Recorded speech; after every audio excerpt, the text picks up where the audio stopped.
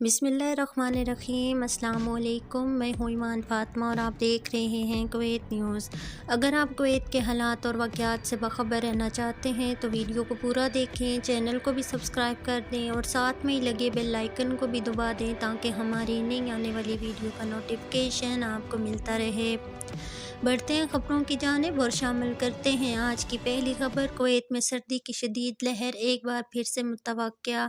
ماہر موسمیات عیسیٰ رمضان نے آدھی رات کے بعد سے جمعرات کی صبح تک درجہ حرارت میں نمایاں کمی کی توقع کی ہے۔ تفصیلات کے مطابق ماہر موسمیات عیسیٰ رمضان نے روزنامہ القبس کو بتایا کہ درجہ حرارت میں کمی کے ساتھ شمال مغربی ہواؤں کی وجہ سے صحرائی اور کھلے علاقوں میں گرد و غبار کی توقع ہے۔